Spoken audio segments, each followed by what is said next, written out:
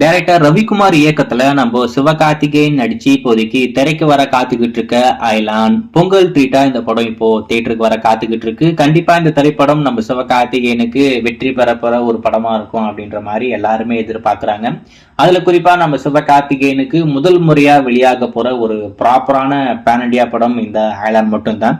ஆனா இப்போதைக்கு ஒரு மிகப்பெரிய சட்ட சிக்கல்ல இந்த அயலான் படம் மாட்டிக்கிச்சு. அதாவது இந்த படம் மட்டும் இல்லாம ஆலம்பனா அப்படின்ற மாதிரி ஒரு தமிழ் படம் இந்த வாரம் தியேட்டருக்கு வர வேண்டியது. இந்த ஆலம்பனா அயலான் இந்த ரெண்டு படமும் சட்ட சிக்கல்ல மாட்டி இப்ப ஆலம்பனா படமும் வரல, தள்ளி வச்சுட்டாங்க. இப்ப எப்படி துரு நட்சத்திரம் படத்துக்கு ஒரு ஸ்டேட்மெண்ட் விட்டாங்களோ அதே மாதிரி ஒரு ஸ்டேட்மெண்ட் விட்டுட்டாங்க. நாங்க எவ்வளவோ ட்ரை பண்ணோம், எங்களால முடியல அப்படின்ற மாதிரி சொல்லிட்டாங்க.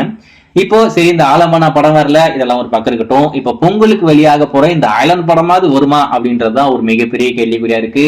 ஆனா கோர்ட்டை பொறுத்த வரைக்கும் இந்த ரெண்டு படத்துக்கும் தடை விதிச்சிட்டாங்க. இந்த ரிலீஸ் டேட்டுக்கு முன்னாடி இந்த படத்துடைய பிரச்சனை எல்லாமே முடிச்சா மட்டும்தான் இந்த அயலான் படம் நம்மளுக்கு பொங்கலுக்கு வரும். ஆனா இப்போதைக்கு வர தகவலை பொறுத்த வரைக்கும் அயலான் திரைப்படம் பொங்கலுக்கு வெளிவராது அப்படின்ற மாதிரி சொல்றாங்க.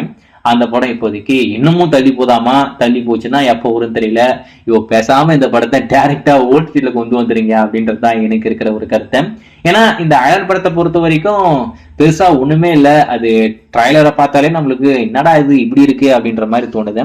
ஸோ அப்படி இருக்கும்போது அந்த படம் தியேட்டர்ல வந்தாலும் பெரிய வரவேற்பு கிடைக்குமா அப்படின்றது ஒரு மிகப்பெரிய கேள்விக்குறியா இருக்கேன்.